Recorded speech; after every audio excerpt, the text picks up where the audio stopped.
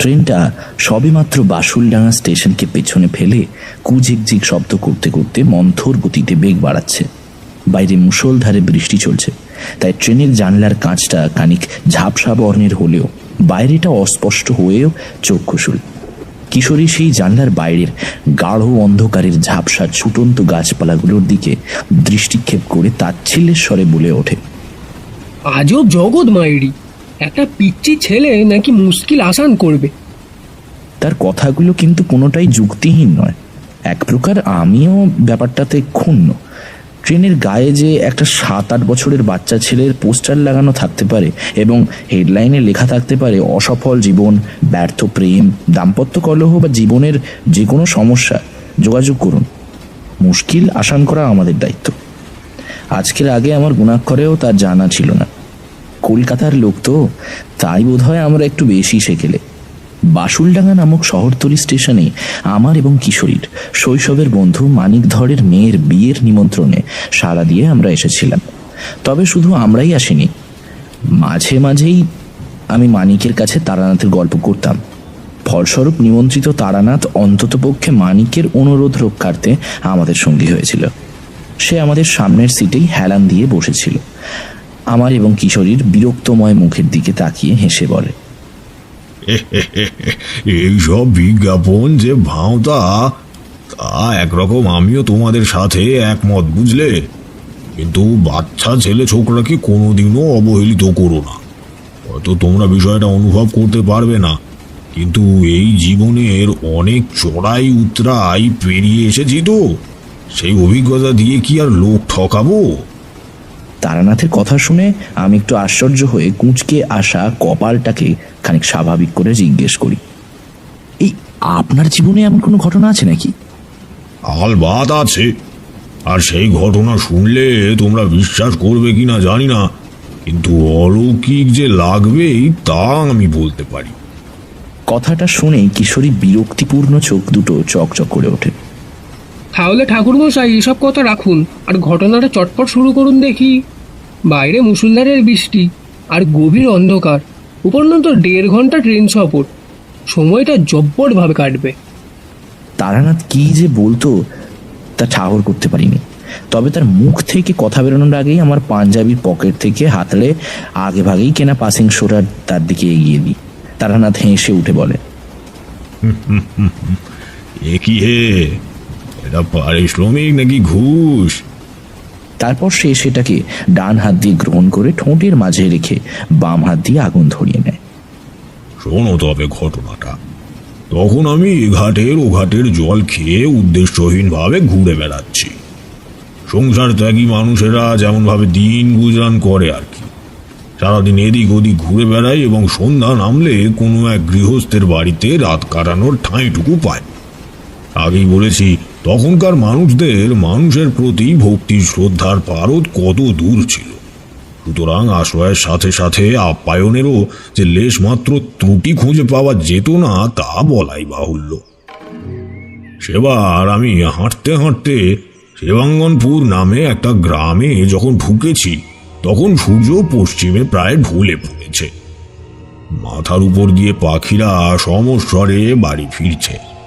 গ্রীষ্মকাল, অতএব সূর্যের তেজের নিদ্রা জাগরণে পায়ের তলার মাটিও খানিক যে স্বস্তি পেয়েছে তা বিবস্ত্র পায়ের তালুর স্পর্শই বলে দেয়। গ্রামটা বোধহয় আজও বীরভূমে রয়েছে, তবে নামটা সময়ের তালে তালে পরিবর্তন হয়ে যাওয়ার একটা সম্ভাবনা থেকেই যায়। সে যাই হোক, মোদ্দা কথা, আমি হাঁটতে হাঁটতে সেই গ্রামেরই একটা গৃহস্থের বাড়িতে দ্বারস্থ হই। বাড়িটা দোতলা এবং লাল রঙের দেওয়াল দিয়ে তার চারপাশের সীমানা বাঁধা। সামনে গ্রিলের বড় একটি সিংহদ্বার। আমি যখন সেই দরজার কাছে গিয়ে দাঁড়ালাম, তখন বাড়ির রকে বসে দুটো ফুটফুটে বাচ্চা ছেলে মেঝের উপর কুড়ি নিয়ে খেলাধুলা করছে। বাড়ির গিন্নি বাড়িতে সন্ধ্যা দিয়ে উঠোনে তুলসীর ভিটের সামনে দাঁড়িয়ে চোখ বুজে ফিসফিসিয়ে আওড়াচ্ছে, আধি ব্যাধি হরা নিত্যং তুলসীতং নমস্তুতে। আমি বলি, মা, এখানে রাতটা থাকার কিছু ব্যবস্থা হবে? আমি যে সংসার ত্যাগী সন্ন্যাসী তা আমার পোশাক দেখলেই বোঝা যায়। গিন্নিমা চোখ খুলে আমার দিকে কিয়ৎক্ষণ তাকিয়ে ব্যতিব্যস্ত হয়ে দরজার দিকে এগিয়ে আসে। এমা, নিশ্চয়ই। বাবা, আসুন, ভেতরে আসুন। ভর সন্ধ্যায় আর এক মুহূর্ত আপনি এইভাবে দরজার কাছে দাঁড়িয়ে থাকলে আমাদেরই যে পাপ লাগবে। এখানে বলে রাখি, আমার বয়স তখন 30 কি 32 হবে, সুতরাং তার থেকে আমি অনেকটাই ছোট। তাও তিনি যে আমাকে বাবা বলে সম্বোধন করলেন তা হয়তো সন্ন্যাস জীবনের প্রতি তার পরম শ্রদ্ধার বহিঃপ্রকাশ। যাই হোক, আমি তাতে আপত্তি দেখাইনি। আমি ধীরে ধীরে দরজা ছেড়ে ভিতরে ঢুকে আসি এবং শান্ত কণ্ঠে বলি, ব্যস্ত হয় না মা, আমাকে নিয়ে ব্যস্ত হওয়ার কিছু নেই। তবে সে কথাগুলো মুহূর্তেই দমে যায়। বাড়ির গিন্নি অন্দরমহলের দিকে চেয়ে গলা তুলে ডাক দেয়, এই হরি, কোথায় থাকিস তুই? ঘটি নিয়ে আয়, মাদুর আনবি। ওরি যে এই বাড়ির ভৃত্য তা বুঝতে বাকি থাকে না, এবং সেরকম সৎ এবং পরিশ্রমী কাজের লোক তেমন দেখাই যায় না। মালকিনের এক হাঁকেই সে নির্দেশ অনুসারে কাঁধে গামছা ঝুলিয়ে হাতে ঘটি ভরা জল নিয়ে দ্রুত পায়ে বাইরে বেরিয়ে আসে। উঠোনে বাঁধাই করা কলতলা, যতক্ষণ সেখানে গিয়ে জল দিয়ে পা ধুয়ে পা দুটো মুছে ফেলি ততক্ষণে দালানে মাদুর পেতে আমার জন্য খাদ্য সরঞ্জামের আয়োজন প্রায় প্রস্তুত হয়ে গেছে। কিছু প্রহর পেরোলে আমি আহারে বসি। তখন পাড়া গাঁয়ে ইলেকট্রিকটা বেশ সমস্যা করত, তাই পাশে বসে গিন্নিমা নিজেই হাত পাখা দুলিয়ে আমাকে বাতাস করতে থাকে। যে বাড়িতেই আপ্যায়িত হই এমনটাই চাঞ্চল্য বাড়ির কর্তা কর্ত্রীদের মধ্যে স্বভাবতই দেখতে পাই। অতএব এসবে অভ্যস্ত ছিলাম। বাড়ির কর্তা তখন বাড়িতে ছিল না। কথার বারবারন্তে জেনেছিলাম তিনি ঢোল বাদক। পাশের গ্রামের অনুষ্ঠানে তার ডাক পড়েছে, সেইখানেই তিনি গিয়েছেন এবং ফিরতে রাত হবে। ভদ্রলোকের নাম শিবরাম সামন্ত, এবং এতক্ষণ যে গিন্নি মায়ের উল্লেখ করছিলাম তার নাম ছিল অনুরাধা দেবী। তবে আসল বিষয়টা তখনও আমার মধ্যেই আবদ্ধ ছিল। যখন আহারের শেষে অনুরাধা দেবী আমায় বললেন, বাবা, একতলাতেই আপনার জন্য থাকার ব্যবস্থা করেছি। তখনই আমি আসল বিষয়টা তাকে জানাই। প্রথম প্রথম না জানানোর কথা ভাবলেও যেহেতু তাদের সম্বন্ধিত ব্যাপারটা, সুতরাং গোপন রাখিনি। বলি, মা দেখো, আসলে তোমাদের বাড়িতে আশ্রয় চাওয়ার পেছনে একটা কারণ রয়েছে, যেটা তোমাদের বলতে না চাইলেও না বলাটায় ভ্রান্তি বোধ করছি। আমার কথা শুনে অনুরাধা দেবী কপালের রেখা খানিকটা কুঁকড়ে যায়। কি বাবা, কি হয়েছে? কিছু কি অসুবিধা?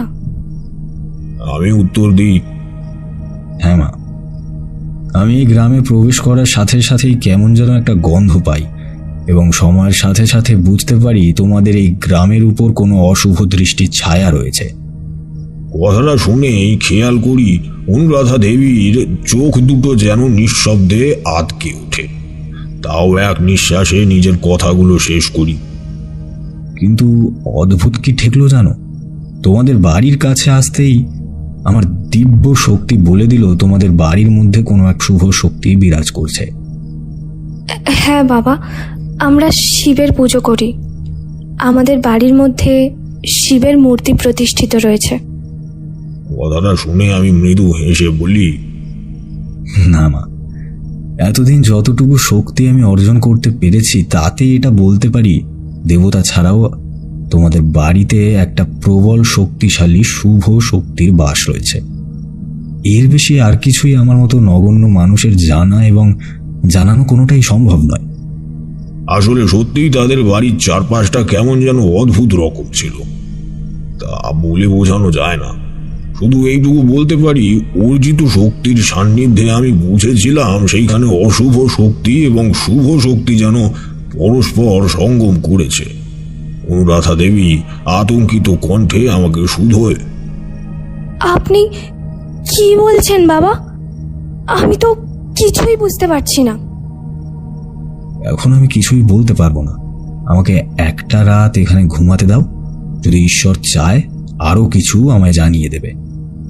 কথাটা বোধহয় অনুরাধা দেবী আগাগোড়াই কিছু বুঝতে পারেননি, তবে এই বিষয়ে তিনি আর মাথাও ঘামাননি। একটা দীর্ঘশ্বাস ফেলে তিনি যেমন ভাবে আমার আগমন এবং থাকার কারণটা বিশ্বাস করেছিলেন, তেমনি আমার মুখের সান্ত্বনা বাক্যগুলোকেও প্রবল বিশ্বাস ভরে তিনি গ্রহণ করেছিলেন। সেই বাড়িতে পরিবার বলতে শিবরাম সামন্ত, অনুরাধা দেবী এবং তাদের কম বয়সী এক ছেলে, এক মেয়ে বাদে আর কেউই থাকতো না। এটাও অনুমান করেছিলাম হয়তো পারিবারিক কোনো দ্বন্দ্বের ফলে শিবরাম সামন্ত তার বউ সন্তান নিয়ে আলাদা হয়ে আছে। তবে এই বিষয়ে নিয়ে জিজ্ঞেস করা একেবারেই শুভ মনুষ্যত্বের পরিচয় হতে পারে না, তাই প্রসঙ্গটা এড়িয়ে যায়। বাড়ির কর্তা শিবরাম বাবু প্রায় রাত 8টায় বাড়ি ফেরেন। চেহারা তার সুগঠিত, মাথার পাতলা বড় বড় চুল কানের পাশ দিয়ে ঘাড়কে স্পর্শ করেছে, চোখে মোটা ফ্রেমের চশমা, মুখটা ঘন কালো গোঁফ দাড়িতে আচ্ছাদিত। চেহারা দেখলে তাকে গম্ভীর স্বভাবের মানুষ বলেই মনে হলেও অন্তর থেকে তিনি যে অত্যন্ত মিশুকে তার সাথে কিছুক্ষণ কথা বলার পরই আমি আন্দাজ করতে পারি। তখন আমি বাড়ির দালানে বসে বোধহয় সঙ্গে করে বয়ে বেড়ানো কোনো একটা পুরাণ পড়ছিলাম। ভদ্রলোক আমাকে দেখে বেশ খুশি হয়ে হেসে করজোড়ে বলে ওঠেন, আমাদের বাড়িতে আপনি যে আতিথেয়তা গ্রহণ করেছেন এর জন্য আমি আপনার কাছে চিরকৃতজ্ঞ।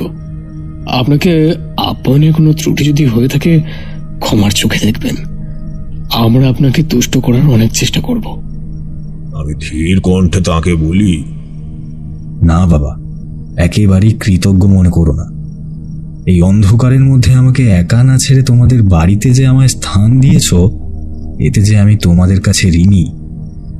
অনুরাধা দেবী এ কথার উত্তরে দাঁত দিয়ে জিভ কেটে বলে, না বাবা, আপনি এমন বলবেন না।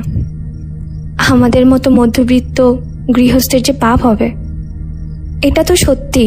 সন্ন্যাস জীবনকে সেবা করে আমরাই অনেক ধন্য। আপনার মতো কত সন্ন্যাসী সাধুদের আপ্যায়নের সৌভাগ্য পেয়েছি এবং করেছি। এগুলো যে ভাগ্যের এক একটা খণ্ডক। আগেই শিবরাম বাবুর হাত মুখ ধুয়ে শরীর সেঁকে নেওয়া হয়ে গিয়েছিল।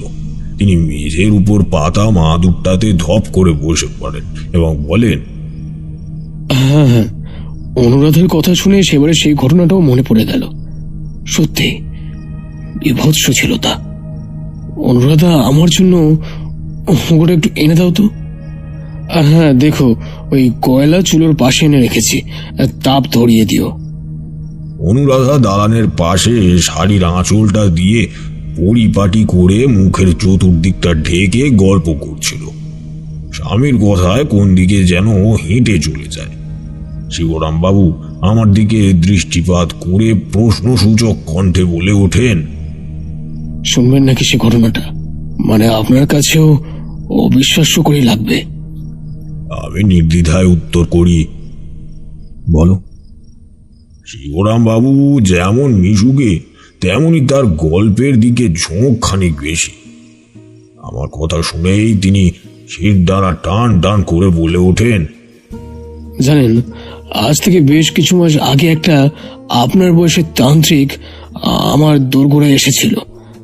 আমি সাদাসিধে মানুষ, মহাপুরুষদের জন্য কিছু করতে পেরে এবং তাদের সান্নিধ্যে তাদের কাছাকাছি থাকতে পেরে নিজেকে খুবই সৌভাগ্যবান মনে করি। তখন কাল বৈশাখের প্রহর চলছে। তিনি আশ্রয়ের সন্ধানে এলেন। বলাই বাহুল্য, তৎক্ষণাৎ তাকে আমরা আমাদের বাড়িতে অভ্যর্থনা করলাম এবং সেবা যত্নেরও কোনো ত্রুটি রাখলাম না। তার জন্য একতলার একটা সুন্দর ঘর আমি নিজের হাতে গুছিয়ে দিলাম।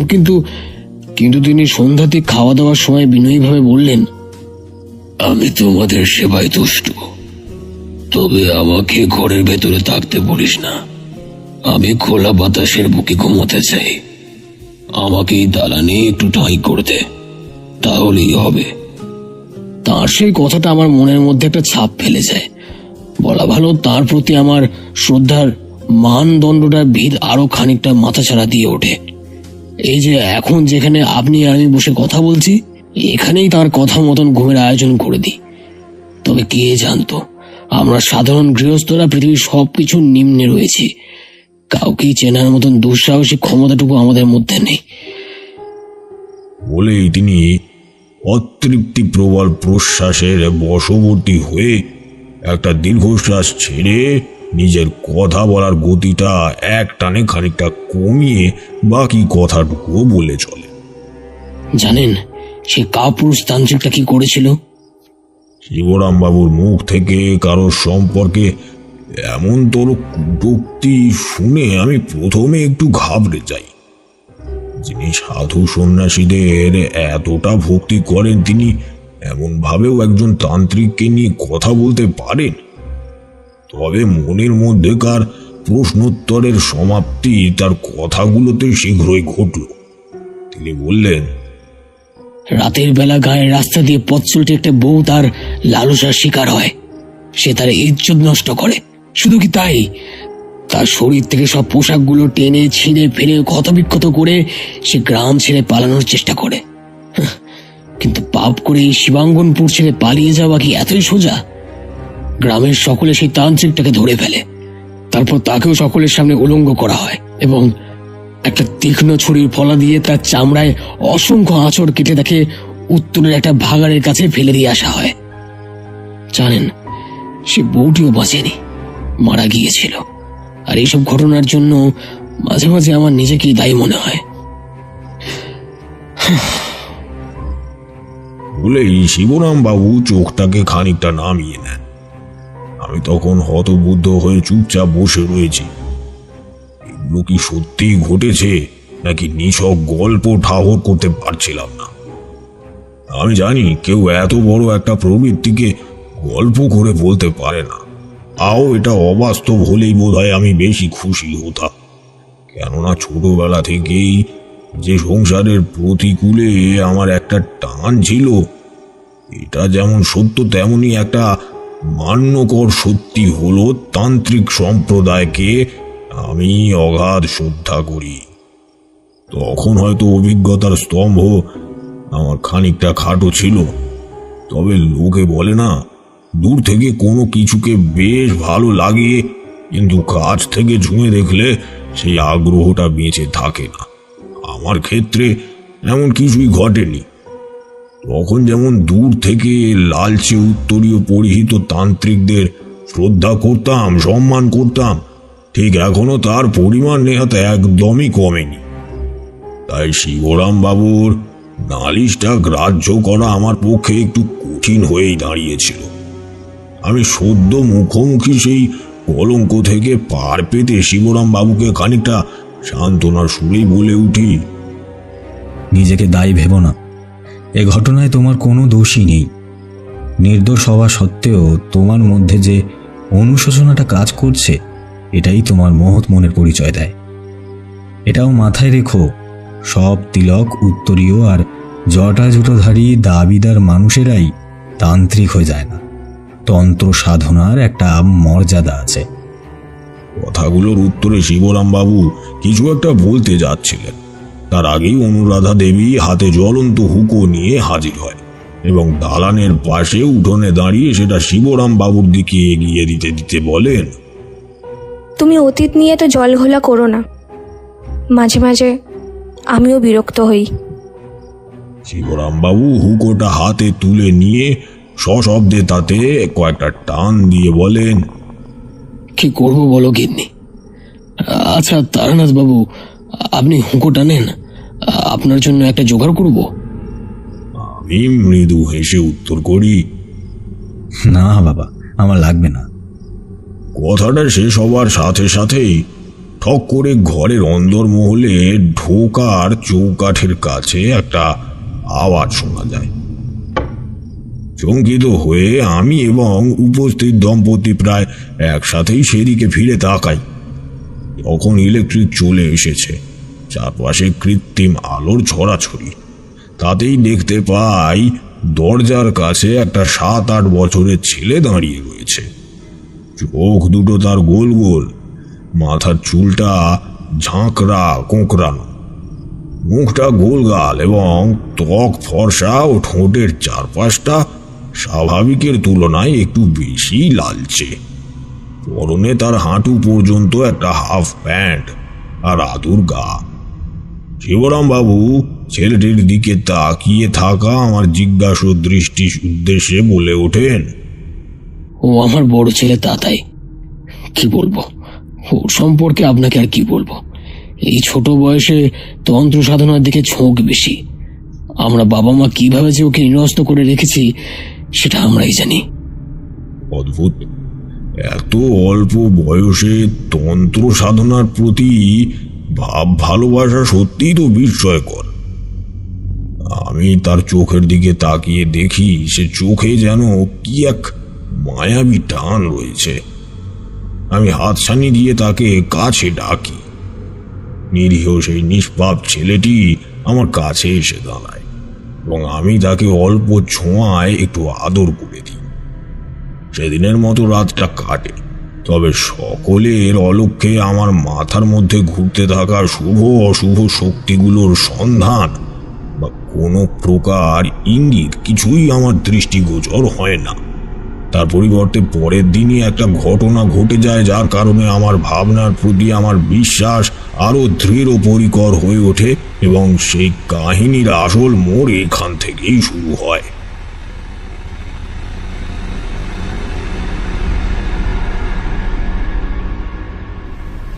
তারানাথের মুখ থেকে এ কথা শুনেই আমি এবং কিশোরী টান টান উত্তেজনায় তার দিকে উৎসুক দৃষ্টিক্ষেপ করি। সে ঠোঁটের পাসিং শোটাকে শেষ করে পার্শ্ববর্তী জানলার শাটারটা তুলে সেটার অবশিষ্টাংশটা বাইরের দিকে ছুঁড়ে ফেলে বলে চলে, সেদিনের মতো রাতটা কাটে। সকাল হয় এবং সামান্য কিছু বেলা বাড়ার সাথে সাথেই নিরাশ হয়ে আমি শিবরাম সামন্তের বাড়ি থেকে বিদায় নেওয়ার তরজোড় সবে মাত্র শুরু করেছি। এমন সময় তার বাড়ি থেকে 10-12 হাত দূরে সামনের দিকে গায়ে গা ঘেঁষে দাঁড়িয়ে থাকা প্রতিবেশী ঘরগুলোর একটিতে হঠাৎই কান্নার রোল পড়ে।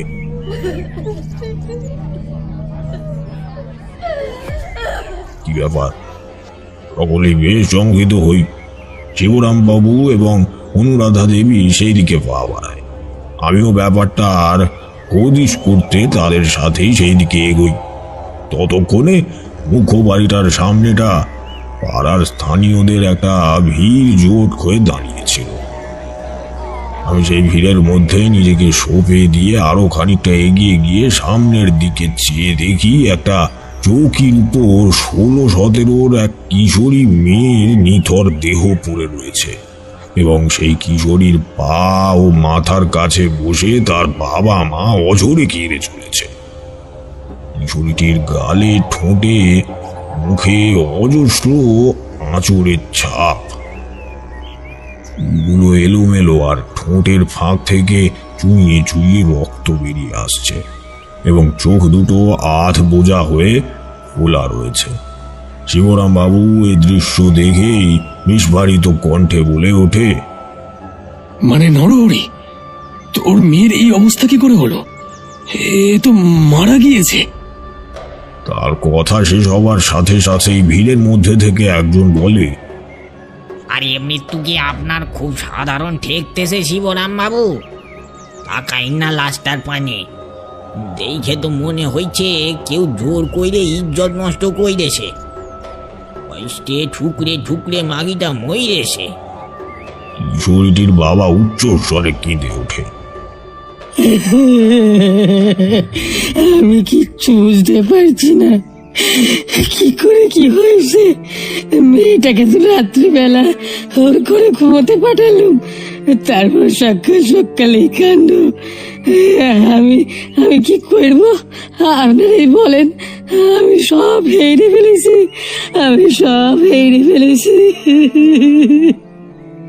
কথাগুলোর মধ্যেই ভিড়ের মাঝখানে ফিসফিসিয়ে বহু বড় চর্চা শোনা গেল। কেউ বাঁকা চোখে নরহরির দিকে তাকালো, আবার কেউ কেউ পরস্পরের দিকে দৃষ্টি আদান প্রদান করলো। তবে সেই সবের মাঝে ভিড়ের মধ্যে থেকে একজন বয়োজ্যেষ্ঠ প্রবীণ যেন নিঃশব্দে আমার মনের কথাটাকে পাঠ করে কাঁপা কাঁপা বৃদ্ধ বয়সী কণ্ঠে বলে ওঠে, দেখো, ব্যাপারটা দেখে আমার এতদিনের অভিজ্ঞতা বলছে এটা কোনো লৌকিক মৃত্যু নয়। এর পেছনে কোনো অভিশাপ বা শয়তানি দৃষ্টির অভিসন্ধি রয়েছে। কথাগুলো শুনেই আমি কাল ক্ষেপণ না করে 2 পা সামনে এগিয়ে আসি এবং বলি, নমস্কার, আমি তারানাথ, পরিচয় একজন তন্ত্র সাধক। কাল আমি শিবরাম সামন্তের বাড়িতে আশ্রয় নিই এবং এমন কিছুরই একটা আন্দাজ আমি উপলব্ধি করতে পেরেছিলাম। তাই সত্যিই হয়তো ব্যাপারটার পিছনে কোনো অশুভ শক্তির হাত রয়েছে। আমার মনে হয় কোনো অপশক্তির কুনজর আপনাদের গ্রামটার উপর পড়েছে। সবটা জানলে আপনাদের সাহায্য করতে পারি। তাই যদি একটা সভার আয়োজন করেন। তৎকালীন সময় ঈশ্বর, দেবতা, শয়তান এইগুলোর উপর বিশ্বাস নতুবা ভক্তির প্রচলন সর্বত্র ছিল। অতএব আমার আগমনে গ্রামের সকলে খানিকটা স্বস্তি পায় এবং কথা মতো গায়ের মুরব্বী মিলে একটা সভার ডাক দেয়। গ্রামের বুড়ো বটতলার সামনে শতরঞ্চি পেতে সকলের বসার ব্যবস্থা করা হয় এবং আলোচনা সবার কেন্দ্রীয় ব্যক্তিরা বটতলার শান বাঁধানো পাড়ে বসে। তখন সূর্য মাথার উপর দাঁড়িয়ে তার ধবধবে রৌদ্রে চারপাশটাকে উত্তপ্ত করে তুলেছে। সেই আলোচনার মধ্যে দিয়ে ঘটে যাওয়া কৃষাঙ্গ ঘটনার প্রতি আমি প্রথম আলোর আভাস পাই। প্রায় 80 বছরের একজন প্রৌঢ় তার খ্যাসখ্যাসে গলায় গড়গড়ার তাপ দিয়ে 60 বছরের পুরনো একটা চাপা পড়া সেকেলে ঘটনার বিবৃতি সেই আলোচনা সভায় তুলে ধরে।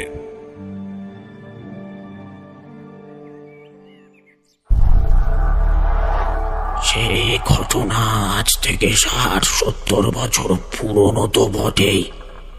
তখন এই শিবাঙ্গনপুরের একটা স্থানীয় তান্ত্রিক ছিল, নামটা আবছা মাথায় আসছে, মনে পড়ছে না পুরোপুরি, নিশ্চিত আমি নই। বোধহয় নামটা তার ছিল কালীভূষণ তান্ত্রিক। যাই হোক, সেই তান্ত্রিক কঠোর সাধনা করে একটা আশ্চর্য ক্ষমতা লাভ করেছিল। শুনলে তোমরাও চমকে উঠবে। আশ্চর্য সেই ক্ষমতাটা কি ছিল জানো? কালীভূষণকে অন্য সব তান্ত্রিক বা মানুষদের মতো খাদ্য গ্রহণ করতে হতো না। তার বেঁচে থাকার মূল রসদ ছিল মানুষের আত্মা। হ্যাঁ, এটা গালগপ্প নয়, আমি সেই যুগেরই মানুষ। সে কি বিভৎস সময় যে এই গ্রামের উপর দিয়ে গিয়েছিল তা আমরাই জানি। কালীভূষণ গহন রাত্রিরে শিকারের খোঁজে বেরোতো। তার শিকার করার পদ্ধতি ছিল অত্যন্ত ভয়াবহ। যে কোনো মানুষকে 2 হাতের পেঁচালো শক্তি দিয়ে ধরে তার চোখের দিকে বেশ কিছু মুহূর্ত তাকিয়ে থাকলেই লোকটি নেতিয়ে পড়তে শুরু করত আর তার আত্মা কালীভূষণের ভোজন হয়ে উঠত। শুধু তাই নয়, রাতের বেলা গৃহস্থের বাড়িতে ঢুকে সে বহু মেয়ে কন্যাকে ধর্ষণও করেছে। প্রথমে তার আত্মাকে বশীভূত করে নিয়ে ধীরে ধীরে তার ইজ্জত লুট করত এবং সকালের আলো ফোটার আগেই সে গা ঢাকা দিত। সকালে উঠে ঘর থেকে পাওয়া যেত আত্মাহীন মানুষের নিথর দেহ। কথাগুলো শুনেই আমার গায়ে কাঁটা দিয়ে উঠেছিল। তবে তাতে বৃদ্ধ পৌরটি কোনো ভ্রুক্ষেপ না করেই তিনি নিজে কথা শেষ করেন। কালীভূষণের ভয়ে শিবাঙ্গনপুর একেবারে ঠোঁটস্থ হয়ে থাকত। রাতের বেলা কেউ বাড়ির বাইরে বের হতো না। একেবারে মৃত্যুপুরীর মতো নির্জন হয়ে থাকতো এই গ্রাম। হত্যালীলা থামেনি। কালীভূষণ হয়ে উঠেছিল শিবাঙ্গনপুরের মৃত্যুর আর এক নাম, আহোম পিশাচ। তারপর প্রবল শক্তিশালী এক অঘরী আমাদের গ্রামে এসেছিলেন। যেমন বিভৎসতার দৈহিক রূপ, তেমনি তার মন্ত্রপ্রদ শক্তি। তিনি কালীভূষণকে পরাস্ত করে হত্যা করেন। কিন্তু আমার এখনো মনে হয় আবারও সেই আহোম পিশাচ ফিরে এসেছে। হ্যাঁ, এইভাবে কারো রহস্যময় মৃত্যু শুধু তারই প্রত্যাবর্তনের পূর্বাভাস দেয়। কথাগুলোতে সবার চোখে মুখে ভয়ের কালশিটে ফুটে ওঠে। আমি ধাতস্থ হয়ে তাকে জিজ্ঞেস করলাম, আচ্ছা, অঘরীটি কিভাবে সেই পিশাচ সিদ্ধ মানুষটার সাথে মোকাবিলা করেছিল তা আপনি বলতে পারেন? যদি কোনো উপায় দেখিয়ে দেন, এবং যদি এই অপশক্তি ওই আহোম পিশাচি হয়ে থাকে, তাহলে আমি আপনাদের জন্য লড়াই করতে প্রস্তুত। এবার তোমরা হয়তো নিশ্চয়ই ভাবতে পারো আমি কেন চেঁচে সেই বিপদে নিজেকে আহুতি দিতে গেলাম। তাই এখানে বলে রাখি, এক তান্ত্রিক আমায় বলেছিল, নিঃস্বার্থভাবে যদি কারো প্রতি তন্ত্র সাধকরা সাহায্যের হাত বাড়িয়ে দেয়, তাহলে তাদের অর্জিত শক্তির ক্ষমতা অলৌকিকভাবে দ্বিগুণ হতে থাকে। সেই তন্ত্র সাধকের নামটা কোনো কারণে উল্লেখ করলাম না, তবে কারণটা আশা করছি নিশ্চয়ই তোমাদের বোধগম্য হয়েছে। এবার ঘটনায় ফিরি। ওরও ভদ্রলোক আমায় নিরাশ করেন। তিনি অঘরীর দ্বারা একটা বাতলে দেওয়া উপায় আমার সামনে উন্মোচন করে দেন। তিনি বলেন, আমি শুধু এইটুকু জানি, অঘরীটি ফিরে যাওয়ার সময় আহোম পিশাচকে পরাস্ত করার উপায় লেখা একটা পুঁথি কোথায় যেন লুকিয়ে রেখে দিয়ে যান, এবং বলে যান যে যোগ্য কোনো পুরুষ সেটার উদ্ধার করবে। কথাটা শুনেই আমার মনে এসে যায় নিজের দৈব শক্তির কথা, যার প্রভাবে নিজের তন্দ্রাকে অস্ত্র করে ঈশ্বরের ইচ্ছায় স্বপ্নের ঘোরে আমি অনেক কিছুরই সন্ধান পেতে পারতাম। হ্যাঁ, যদি স্বপ্নের মধ্যে আমি সেই অঘরীর সাথে বাক্যালাপ করতে পারি, তাহলেই বিষয়টার নাগাল আমি পেতে পারব, এবং তন্ত্র সাধনার আর এক ধারা, আহোম পিশাচকে হত্যা করার মন্ত্রটাও আদায় করতে পারবো। আচ্ছা, সেই অঘরী এই গ্রামে কোথায় থাকতো? তুমি যেখানে বসে রয়েছ সেখানেই। এই বুড়ো বটতলার নিচেই বসে তিনি সাধনা করতেন।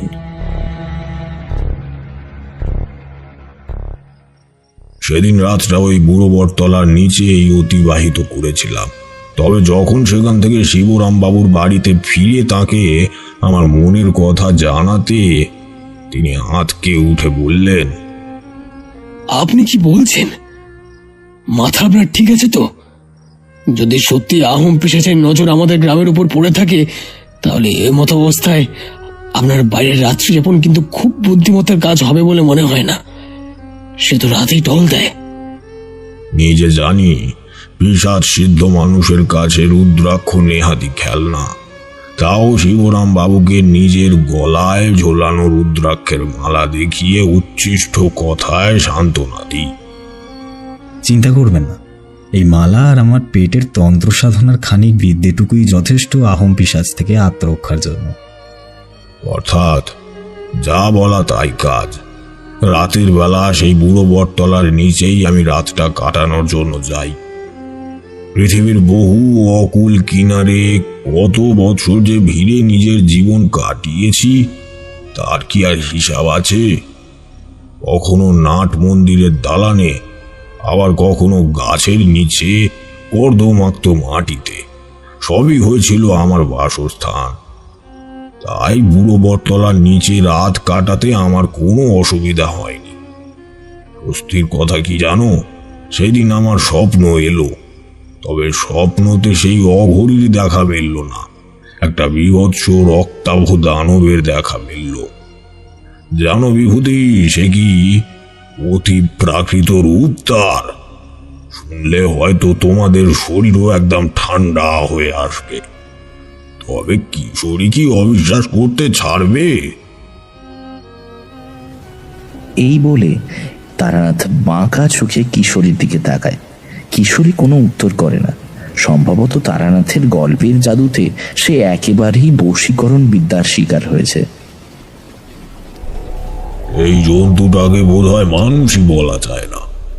তার রক্ষী কোটরের মধ্যে দুটো জ্বলন্ত চোখের চারপাশটা শক্ত কয়লার মতো পোড়া বর্ণের।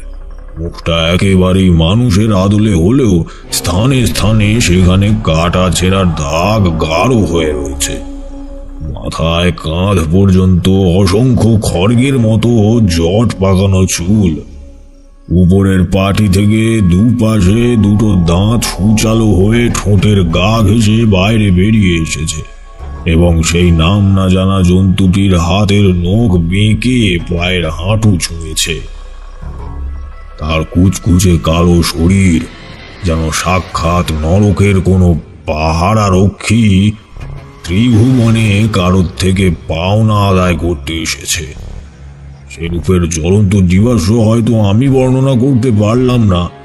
যারা গল্পকে বেশ ভালো করে পাঠ করতে পারে এটা তাদেরই সাধ্যি মাত্র। এখনই বলে রাখি, সেই সময় জন্তুটা আমার কাছে নাম না জানা হলেও ঘটনা প্রবাহে জেনেছিলাম এটাই ছিল আহোম পিশাচ। স্বপ্নের সেই আহোম পিশাচ আমাকে হাত ছানি দিতে দিতে গ্রামটার একেবারে পশ্চিমে লতা পাতায় মোড়া একটা গুহার সামনে নিয়ে যায়। গুহার মধ্যে দিয়ে কেমন এক সুগন্ধ চারপাশের বাতাসকে মোহময় করে রেখেছিল। সেই গন্ধ আমার ঘ্রাণে আসতেই আমি অসাবধানতায় একটু চমকিত হই। তবে শেষ পর্যন্ত মৃত্যুর হাতছানিকে উপেক্ষা করতে না পেরে আমি গুহার ভেতরে দেওয়াল সংলগ্ন একটা পাথরের স্তূপের সামনে গিয়ে দাঁড়াই, যেখানে দেখতে পাই একটা পাণ্ডুলিপি। হ্যাঁ, ওটাই ছিল অঘরীর লুকোনো সেই অহম্বদ পাণ্ডুলিপি। ঘুমটা ভেঙে যায় আমার।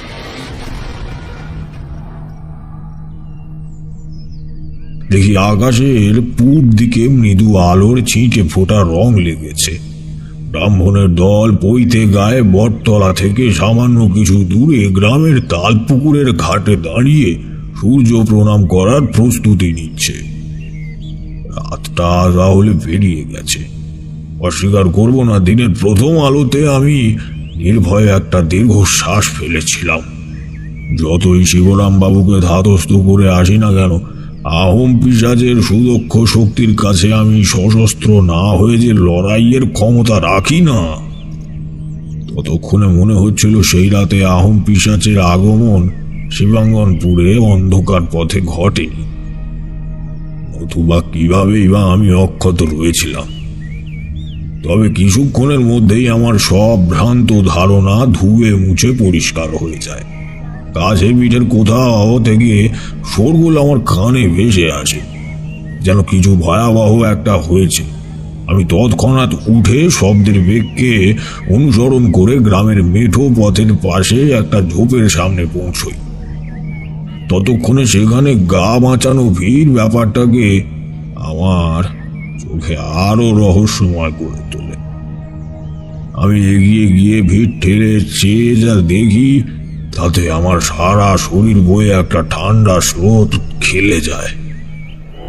বুকের বাঁ দিকটা ছ্যাদ করে ওঠে। এ ঘটনা তোমাদেরকে বলতে গিয়ে আমি অনেক কিছুরই বর্ণনা দিতে অক্ষম হয়েছি।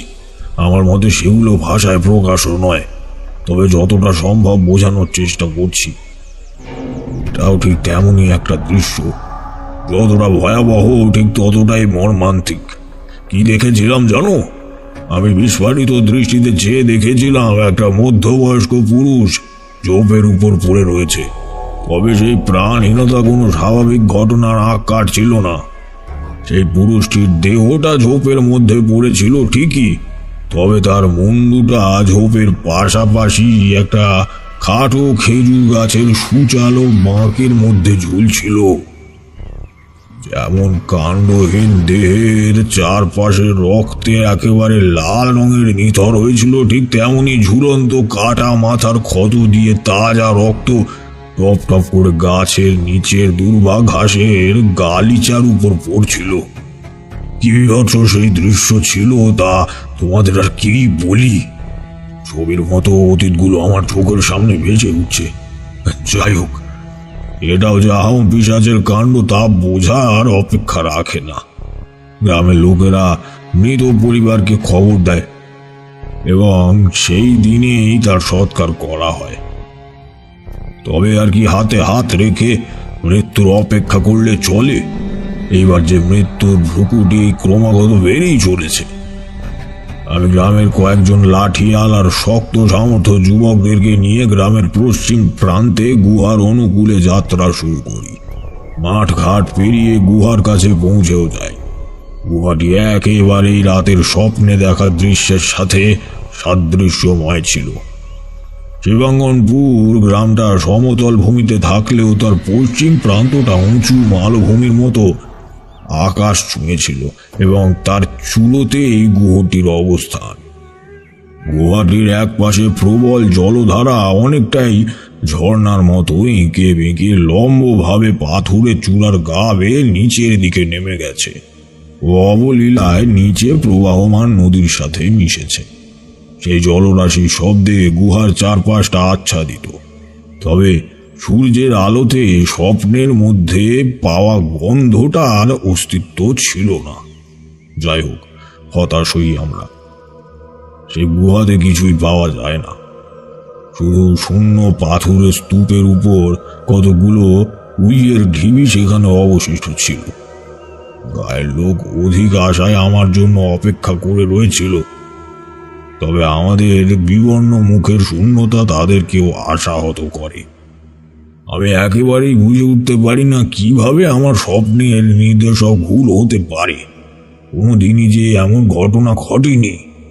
শিবরামবাবু, গায়ের মোড়ল, প্রবীণ নবীনেরা আমাকে করুণ কণ্ঠে বলেন, ছেড়ে দাও, ভয়াভয় ওই পিশাচ। একে পরাস্ত করা আমাদের তোমাদের মতো সাধারণ মানুষের কর্ম নয়। ঈশ্বর যা ভাগ্যে লিখেছেন আমাদের এবার তাই হবে। ছেড়ে দাও। আমি আবার একবার সেই বটতলার নিচে এই রাত্রি যাপনের সিদ্ধান্ত করে ফেলি। মনের মধ্যে সংশয় ছিল, এক রাত্রে সেই পিশাচের হাত থেকে কোনো মতে বাঁচার পরে দ্বিতীয়বার কি আর রেহাই পাবো? যদি বেঁচেই না থাকি তাহলে এদেরকে এই বিপদের হাত থেকে রক্ষা করবেই বা কে? কিন্তু নিরুপায় আমি। সেদিন যখন জোছনা গভীর রাতের রাত পোকাগুলোকে সামলে চলেছি, আমি একাকী সেই বটতলার নিচে গিয়ে বসি। চারপাশ একেবারে নিস্তব্ধ শুনশান, যেন মরার মতো জগৎটা থমকে গেছে। রাত পোকাদের ডাকও কান পেতে শোনা যায় না। মাঝে মাঝে মৃদুমন্দ বাতাস চারপাশ জুড়ে খেলে যাচ্ছে আর ঝুলন্ত বটের ঝুড়িগুলো কেঁপে কেঁপে উঠছে। রাতটা যেন একেবারেই স্বাভাবিক, কিন্তু কেই বা অনুমান করতে পারে রাতের মাঝ প্রহরে এখানে পিশাচের আগমন কোনো পূর্বাভাস ছাড়াই ঘটে। বুকের মধ্যে একটা ভয় কাজ করছিল, চোখে ঘুম আসছিল না। কিন্তু ঘুমোতে যে হবে, না হলে আমার কার্য সিদ্ধ হবেই বা কিভাবে? কাছের বড় তাল পুকুরটাতে জলের উষ্ণ ভারী কি স্রোত কিনারে এসে সশব্দে ধাক্কা দিচ্ছিল। আমি সেদিকেই আনমনে চেয়ে থাকতে থাকতে কখন যে ঘুমিয়ে পড়েছি তা নিজেই বুঝতে পারিনি। হঠাৎ ঠক করে আমার কানের কাছে একটা শব্দ হয় আর চোখে স্বপ্ন আসে। স্বপ্নটা অদ্ভুত, এমনতর স্বপ্ন সংকেতের মুখোমুখি আমি সেদিনের পর আর কোনোদিন হয়েছি বলে মনে পড়ে না। স্বপ্নটা ঠিক যেন একটা নাটকের মতো। আগের দিন যেখান পর্যন্ত শেষ হয়েছিল তারপর থেকেই মন্থর গতিতে আবার আমার দু চোখের সামনে শুরু হয়। স্বপ্নটা এলোমেলো ছিল। আমার ঘুম ভাঙলে আমি সেইগুলো পর পর বুদ্ধিদীপ্তভাবে সাজাই এবং গাঁয়ের সকলের কাছে সেগুলো প্রকাশ করি। সকাল হয় ও ভাগ্যক্রমে আমি অক্ষত থাকি। তবে সকালে পাওয়া যায় আবারও একটা প্রাণহীন দেহ। সমগ্র গ্রাম জুড়ে চাঞ্চল্য সৃষ্টি হয়। তাতে আমার কথার গুরুত্ব দেওয়ার শ্রোতাও বৃদ্ধি পায়। আমি গ্রামের সকলের সামনে শুরু করি আমার অনুধাবন করা কথাগুলো। আমি নিশ্চিন্তভাবে সেই পাণ্ডুলিপিটার খোঁজ পেয়েছি। আপনাদের বেশ কিছু জনের সহায়তায় সেটা হস্তগতও করতে পারব।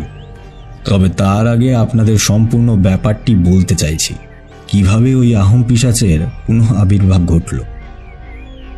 সেটা জানার জন্য আপনারা আজ থেকে বেশ কিছু মাস আগের সময় নিজেদের চেতনার মতিভ্রম করুন। মনে পড়ে ধর্ষণের অপরাধে আপনারা একটা তান্ত্রিককে আধমরা করে ভাগাড়ে ফেলে এসেছিলেন। আমার কথা শুনে শিবরাম বাবু অবাক হয়ে বলে, হ্যাঁ, এ কথা তো আমি আপনাকে প্রথম দিনই বলেছিলাম। আমি মাথা নেড়ে তার কথাতে সম্মতি জানিয়ে বলতে থাকি, নিঃশব্দে সবার অগোচরে ওই ঘটনার সূত্রপাত সেই দিন হয়েছিল। আপনাদের কি মনে হয় সে মারা গিয়েছিল? না, আপনাদের ফিরে আসার পর একটা ডোম তার ক্ষতবিক্ষত দেহকে তুলে নিয়ে যায় এবং তাকে সুস্থ করে তোলে। কেন ডোমটি এটা করলো এর উত্তরও আপনাদের জানা প্রয়োজন আছে। কালীভূষণ তান্ত্রিক, অর্থাৎ আজ থেকে 70 বছর আগের সেই আহোম পিশাচ, তিনি জঙ্গলের মধ্যে একদিন একটা বেদিনীর সাথে যৌন সঙ্গমে লিপ্ত হয়েছিল। ডোমটি হলো সেই বেদিনীর সন্তান। নিজের পিতার মৃত্যুর প্রতিশোধ স্বরূপ এই শিবাঙ্গনপুরকে ধ্বংস করার অস্ত্র হিসাবে প্রায় মৃত তান্ত্রিকটিকে সে জীবন দান করে এবং গুহার মধ্যে থেকে অঘরীর সেই পাণ্ডুলিপি হাতিয়ে সেই তান্ত্রিকটিকে আহোম পিশাচ সিদ্ধ করে তোলে। সে এই শিবাঙ্গনপুরের শেষ দেখতে চায়। কথাগুলো শুনে সকলের মুখ রক্ত শূন্য হয়ে গেল। নরহরি কাঁপা কাঁপা কণ্ঠে বলে ওঠে, কে বলছেন বাবা? আমি বলছি না, এটা বলছে অতীত। তন্ত্র সাধনার অলৌকিক কিছু ক্ষমতার আধিক্যে জানতে পারা এটাই অতীত। এখন আপনাদের মধ্যে যুবকদেরকে নির্ভয়ে সকলের হয়ে এগিয়ে আসতে হবে। ডোমটি এই গ্রামের একেবারে পূর্ব কোণে যে ঘন জঙ্গল রয়েছে সেইখানেই একটা কুটিরে থাকে। ওই কুটিরেই পুঁথিটি রয়েছে, সেটাকে আনতে হবেই, নইলে আমার দ্বারা কিছুই করা সম্ভব নয়। কথাগুলো একটু জোর দিয়েই বলেছিলাম, কেননা মনে হয়েছিল হয়তো খুব অল্প সংখ্যক মানুষই এই কাজের বাস্তবায়নে সাহায্য করতে এগিয়ে আসবে। তবে আমাকে ভুল প্রমাণ করে গ্রামের প্রত্যেকটা বাসিন্দাই এগিয়ে আসে। বললে বিশ্বাস করবে না, মেয়েরাও সেখানে পিছু হটেনি। সম্পূর্ণ শিবাঙ্গনপুর গিয়ে ডোমের ঘরের উপর উপচে পড়ে এবং তাকে প্রচণ্ড প্রহার করে পুঁথি তো আদায় করে নেয়, সাথে তখন পর্যন্ত মৃত সব নিরপরাধ নিষ্পাপ মানুষগুলোর মৃত্যুর প্রতিশোধে ডোমের টুঁটি কেটে সেই জঙ্গলে ফেলে দিয়ে আসে। গ্রামে ফিরে শিবরাম বাবু পুঁথিটা আমার হাতে তুলে দেয় এবং খানিক চিন্তিত কণ্ঠে বলেন, আমাদের ভাগ্য আপনাদের হাতে সমর্পণ করলাম। দয়া করে আমাদেরকে রক্ষা করুন। পুঁথিটি হলদে রঙের মলাটে আবৃত, বেশ মোটা রকম এবং ধূসরতার ছাপ স্পষ্ট। আমি সেটিকে শিবরাম বাবুর হাত থেকে নিয়ে তাকে উপরন্ত গ্রামের সকলকেই নিশ্চিন্ত করতে গম্ভীর স্বরে উত্তর দিই, আমি আমার সর্বস্ব দিয়ে আপনাদের জন্য চেষ্টা করব। আপনারা প্রয়োজনকালে শুধু ছোট বড় সকল প্রকার সাহায্যে এগিয়ে আসবেন। গায়ের মোড়ল নাকের নিচে মোটা গোঁফে সামান্য তা দিয়ে বলেন, আমরা তো থাকবো বটেই, এবং কাজ হলে খুশি হয়ে আপনাকে কিছু দিতেও পিছপা হব না। কি বলো তোমরা? সমস্বরে সকলে সম্মতি জানায়। তবে আমি মাথা নিচু করে দ্বিধা ভরে উত্তরোত্তর বলি, দেখুন, একজন সাধক কখনোই বিনিময় প্রথার কাছে আত্মসমর্পণ করে না, তাই লজ্জা দেবেন না। আগেই বলেছিলাম শিবরাম বাবুর বাড়ির একতলাতে আমার থাকার ব্যবস্থা ছিল। ঘরটা বন্ধ ছিল না। সেখানেই আমি পুঁথিটা নিয়ে পরন্ত বিকালে পাঠোদ্ধার করতে বসে যাই। আহোম পিশাচ সিদ্ধকরণ পদ্ধতিটি খুবই অদ্ভুত, জানোই। আমি তা তোমাদের বলবো না, সুতরাং এই বিষয়ে বৃথা কৌতূহল নিবারণ করো। কাজের কথা বলি। পুঁথিটা পড়ে জানতে পারি আহোম পিশাচকে হত্যা করতে পারবে সেই পৃথিবীতে যার অভিজ্ঞতা প্রায় 150 বৎসরের। তবে এত বছর আর মানুষ কোথায় বাঁচে, সুতরাং তাকে প্রাণী মারা যায় এক প্রকার দুঃসাধ্যকর আমি বুঝেই গেছিলাম। তবে একেবারেই অর্থহীনভাবে আশা হারায়নি। অস্থায়ীভাবে তাকে চিরতরের জন্য বন্দি বানিয়ে রাখার একটা পদ্ধতি সেই পুঁথিতে লেখা ছিল। সেটিকেই অবলম্বন করার সিদ্ধান্ত নিয়ে গ্রামের কিছু লোককে সূর্যাস্তের সামান্য পরেই তলব দিই। দেখুন, আহোম পিশাচকে নিরস্ত করতে একটা যজ্ঞ করতে হবে। তার জন্য প্রয়োজনীয় জিনিসগুলো কিছুক্ষণের মধ্যে যত দ্রুত সম্ভব আপনারা একটু জোগাড় করে ফেলুন। আজ রাতেই যজ্ঞটা সেরে ফেলতে চাই, যাতে দ্বিতীয়বার আর কোনো নিরপরাধ মানুষ মারা না যায়। কি কি লাগবে ঠাকুরমশাই? আপনি বলুন, সব ব্যবস্থা হয়ে যাবে। যজ্ঞের জন্য যেগুলো স্বাভাবিক প্রয়োজন সেগুলো নিও। যেগুলো আলাদা করে প্রয়োজন সেগুলো হলো গরুর এক টুকরো কাটা শিং, কিছু পান পাতা, কর্দমাক্ত পদ্মের শিকড় আর একটা মানুষের মাথা খুলি। এগুলো জোগাড় করুন। উক্ত কথা শুনেই তারা সদর দরজা পেরিয়ে অন্ধকারে মিলিয়ে যায়। তবে এইখানে আরেকটা কাণ্ড ঘটে যায়, যেটাকে প্রথমে আমি বিশেষ পাত্তা না দিলেও পরে আমার ভাবনাকে তেজস্বী করে তুলেছিল। আমি পুঁথিটা ঘরেই রেখে দালানে এসেছিলাম। যখন দালান থেকে ঘরে ঢুকি, দেখি পুঁথিটা এলোমেলো হয়ে বিছানার উপর পড়ে রয়েছে। পাতাগুলো দুমড়ে মুচড়ে গেছে, ঠিক যেন কেউ সত্তর পুঁথি থেকে কিছু একটা খোঁজার চেষ্টা চালিয়েছে। তবে আমি ব্যাপারটা নিয়ে জল ঘোলা না করে পুঁথিটা খুলে যজ্ঞের জন্য প্রয়োজন মন্ত্রগুলো মুখস্থ করা শুরু করেছিলাম। বহুক্ষণ ধরে ঘরের মধ্যে যখন একটানা সেই পুঁথির উপর মুখ গুঁজেছিলাম, তখনই দরজার কাছে একটা খট শব্দ শুনতে পাই। চমকে উঠি না, তবে তাকিয়ে দেখি শিবরাম বাবুর বড় ছেলে তাতাই দরজার আগল ধরে ঘরের মধ্যে উঁকি দিচ্ছে। আমার চোখে তার চোখ পড়তেই সে চোখ দুটো নামিয়ে নেয়। আমি মৃদু হাসি। ছেলেটা বেশ লক্ষ্মীমন্ত। সে বয়সে যেমন সকলে বদ, চঞ্চল আর অবাধ্য হয়ে দাপাদাপি করে, সে একেবারেই তেমন নয়। আমি তাকে কোমল কণ্ঠে জিজ্ঞেস করি, তোমার কিছু প্রয়োজন তাতাই? তাতাই হ্যাঁ সূচক মাথা নেড়ে বলে, আমার বলটা এই ঘরে ঢুকে গেছে, সেটা একটু দেবে গো। এতক্ষণ খেয়াল করিনি। একটা সবুজ রঙের বল গড়িয়ে ঘরের এক কোণে বিঁধেছিল। সেটাকে পেয়ে পরম আনন্দে তাতাই বিদায় হয়। রাত নেমে আসে। শিবরাম বাবুর দোতলা বাড়ির পিছন দিকটা বেশ বড় একটা মাঠ আছে, যার সীমা পরিসীমা ছোট বড় ঝোপঝাড়ে একাকার। সেখানেই আহোম পিশাচকে বন্দি করার যজ্ঞ শুরু হয়। গভীর রাত, ঘড়িতে প্রায় 1টা বাজে। সুতরাং সে সময় কারো যে বাড়ির বাইরে বের হওয়ার নেহাত কোনো প্রয়োজনই থাকে না, তা বলাই বাহুল্য। তাও যজ্ঞ শুরু করার আগে সমগ্র গ্রামে ঢেরা পিটিয়ে 4 দেওয়াল ছেড়ে বাইরে বেরোনোর উপর নিষেধাজ্ঞা জারি করে দেয়া হয়। সকলে প্রয়োজনীয় সব সরঞ্জাম আমার কাছে সমর্পণ করে বিদায় নেয়। আমি আগুনের ফুলকি দিয়ে বিস্তীর্ণ চক্রাকার একটা লক্ষণ রেখা টেনে তার মধ্যে অগ্নিকুণ্ডের আগুন জেলে সেটির সামনে চোখ বুজে বসি। চারপাশ একেবারেই জনমানবহীন, পাথরের মতো নিস্তব্ধ, এবং আমি সাধকের দায়িত্বে সেই পাতলা আধারের মধ্যে একা বসে। আকাশে তখন মধ্য প্রহরে জলজলে চাঁদ মাঝে মধ্যেই মেঘের আড়ালে বিলীন হয়ে যাচ্ছে। কখনো কখনো এপাশ ওপাশে গাছের ডাল থেকে ডাহুক বা পেঁচার চাপা স্বরে কথোপকথন কানের দুপাশে ভেসে আসছে। অনর্গল তারস্বরে রাত পোকাদের ডাকও চারপাশটাকে আরো খানিকটা বিভোর করে তোলে। তাও যেন নিস্তব্ধ নিশুতি সেই রাত নির্বাক্যে কোনো এক মৃত্যুপুরীর আগমনের প্রহর গুনে চলেছিল। হাতের কাছে পড়ে থাকা একটা পান পাতার গোড়ালি ভেঙে আমি আগুনের মধ্যে উৎসর্গ করে তাতে ঘি ঢেলে সেই আগুনের শিখাকে আরো খানিকটা উস্কে দিই এবং ফিসফিসিয়ে পুঁথি থেকে অর্জিত প্রত্যেকটা মন্ত্রের ছত্র আওড়াতে থাকি। আমার নিজের কণ্ঠের ফিসফিসে স্বর নিজের কানেই প্রতিধ্বনিত হয়ে চলে। সময় গড়িয়ে চলতে থাকে এবং কেমন যেন আমার বুকের পাশের মাংসথলিটির কম্পন ক্রমশই সময়ের সাথে সাথে বাড়তে শুরু করে।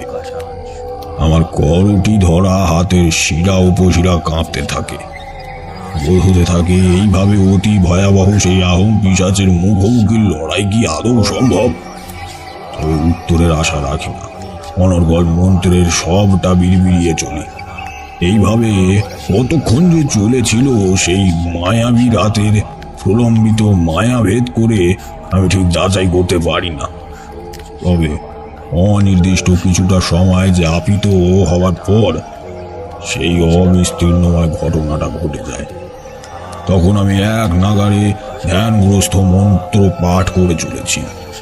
এমন সময় হঠাৎই নিস্তব্ধতা ভেদ করে একটা আকাশ ফাটানো আর্তনাদে আমার সারা শরীর কেঁপে ওঠে। কি প্রাগৈতিহাসিক অতি প্রাকৃত সেই আর্তনাদ, বলে তা বোঝানো যাবে না। ঠিক অগণিত মেঘের পরস্পরের সাথে সজোরে সংঘাত করলে যে হুঙ্কার দিক বিদিক ছড়িয়ে পড়ে, অনেকটা সেই রকম। বহুবার বহু সাধনা করেছি, আবার কিছু সম্পূর্ণ করা হয়ে ওঠেনি, তবে কোনো দিনই যে নিজের খই হারিয়ে ফেলিনি তা আমি খানিকটা জোর দিয়েই বলতে পারি। তাও সেই গর্জনে যে কি এক অদ্ভুত আবেশ ছিল জানি না, আমি নিজের মন্ত্রের ধারা সবটা গুলিয়ে ফেলি। বন্ধ চোখ দুটো দপ করে খুলে ফেলি, আর সাথে সাথেই ঘটে যায় আমার জীবনের সম্মুখিত সবচেয়ে মাংসাশী একটা ঘটনা। আজীবন আমি তা ভুলব না। আমি মন্ত্র বলা থামিয়ে চোখ খোলার সাথে সাথেই দপ করে সামনের অগ্নিকুণ্ডে জ্বলতে থাকা লিকলিকে আগুনে বৃহৎ কুণ্ডুলি এক নিমেষে ধূলিসাৎ হয়ে যায়, যেন সেটা আমার ধ্যান ভঙ্গেরই অধীর প্রতীক্ষা করে বসেছিল। আমার চারপাশের বৃত্তাকার লক্ষণ রেখার আগুনটাও কোনো এক অদৃশ্য শক্তির আনুমানিক ফুতে অন্ধকারের মধ্যে বিলীন হয়ে যায়। অন্ধকারে চতুর্দিক একেবারেই একাকার হয়ে যায়। তারপরে আবার পরপর দুবার আমার সামনে জোরালো অন্ধকার ভেদ করে সেই অজানা জানোয়ার কণ্ঠের গর্জন আমার বুকের পাঁজরকে ছিন্ন ভিন্ন করে বেরিয়ে যায়। আমি আর্তনাদও করতে পারি না। আমি আতঙ্কে পেছনে কয়েক পা সবে মাত্র ছিটকে গিয়েছি, এমন সময় সামনে অভেদ্য অন্ধকার ভেদ করে একটা দমকা বাতাস আমার শরীরটাকে ছুঁয়ে যায় এবং আমি বিস্ফারিত দুটো চোখ নিয়ে সরে আসা অন্ধকারের মধ্যে তাকিয়ে দেখি সামনের সীমাহীন অন্ধকারের চাদরের বুক চিরে আমার সামনে এসে দাঁড়িয়েছে একটা দৈত্যাকার জন্তু। বাঁচা মরার সেই পরিস্থিতিতেও দাঁড়িয়ে প্রথমবার দেখেই আমি সেই অদ্ভুত জানোয়ারটাকে চিনে ফেলি। তাকেই আমি প্রথম দিন স্বপ্নে দেখেছিলাম। তার রক্ষী কোটরের মধ্যে দুটো জ্বলন্ত চোখের চারপাশটা শক্ত কয়লার মতো পোড়া বর্ণের, মুখটা একেবারেই মানুষের আদলে হলেও স্থানে স্থানে সেখানে কাটা ছেঁড়ার গভীর দাগ গাঢ় হয়ে রয়েছে। মাথায় কাঁধ পর্যন্ত অসংখ্য খড়গের মতো জটা পাকানো চুল, উপরের পাটি থেকে দুপাশে দুটো দাঁত সুচালো হয়ে ঠোঁটের গা ঘেঁষে বাইরে বেরিয়ে এসেছে এবং সেই নাম না জানা জন্তুটির হাতের নখ বেঁকে পায়ের হাঁটু ছুঁয়েছে। তাহলে এটাই সেই আহোম পিশাচ। সেই পিশাচ আমাকে এক মুহূর্ত আর ভাবনার সময় দেয় না। পাশবিক তার মুখ আর চোখ দুটো পূর্ণিমার চাঁদের দিকে তুলে একবার রক্তহীন করা উচ্চানাদ করে সে দুহাত বাড়িয়ে হিংস্রভাবে আমার উপর ঝাঁপিয়ে পড়ে। আমি আর থাকতে পারি না, আর্তনাদ করে উঠি এবং মুখোমুখি আহোম পিশাচের আক্রমণে মাটির উপর লুটিয়ে পড়ি।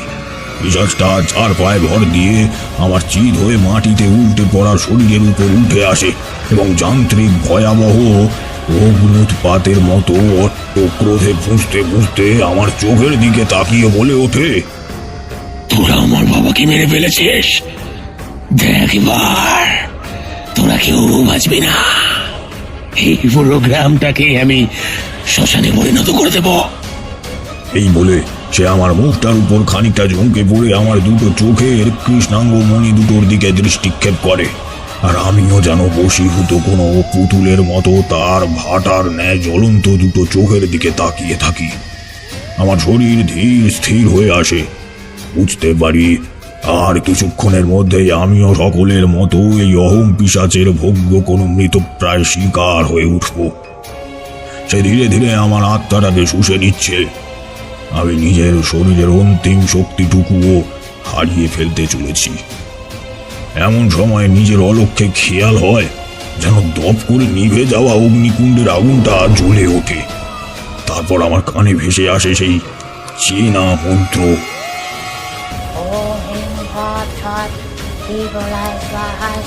ঠিক আমি যতটাতে নিজের ভারসাম্য হারিয়েছিলাম, তারপর থেকে কেউ যেন সেটা পাঠ করতে শুরু করেছে। একটা কিশোরের কণ্ঠ। আর চোখে সেই যজ্ঞ মণ্ডপের দিকে তাকাতেই আমার চেতনা আমার সামনে পর পর বেশ কয়েকবার ভিড় খায়।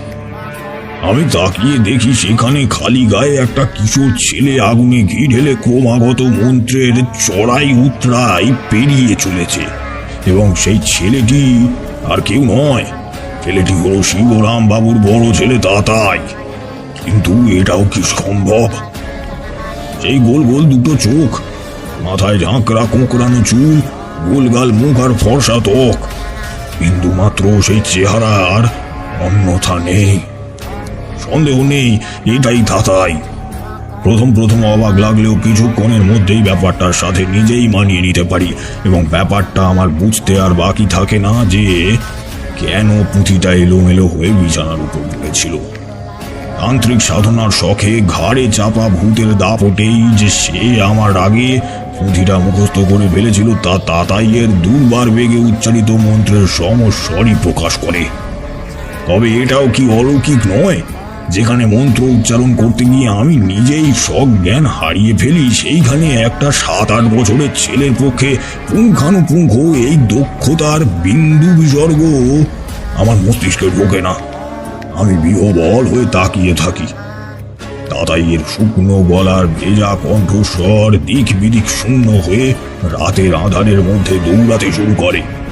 তখনও সেই পিশাচটা আমার বুকের উপর চেপেই বসেছিল। হঠাৎই সে আর্তনাদ করে আমার থেকে কয়েক হাত দূরে ছিটকে গিয়ে মাটিতে উল্টে পড়ে। সাথে সাথেই আমি 2 হাতে ভর করে উঠে বসি, এবং তৎক্ষণাৎ চোখের সামনে আমি যে দৃশ্য দেখতে পাই তাতে আমার শরীরের নিষ্ক্রিয় উত্রাসটুকুও মাথা দুলিয়ে ওঠে। আমি দেখি তাতাইয়ের সামনের জ্বলন্ত অগ্নিকুণ্ডের লিকলিকে শাখা ধীরে ধীরে আকাশ ছোঁয়া অতিকায় হয়ে উঠেছে, এবং সেটি একটা বৃহৎ আকার ষাঁড়ের রূপ নিয়েছে। ষাঁড়টির চেহারা বললেই বোধ হয় তোমরা আন্দাজ করতে পারবে তার আসল পরিচয়।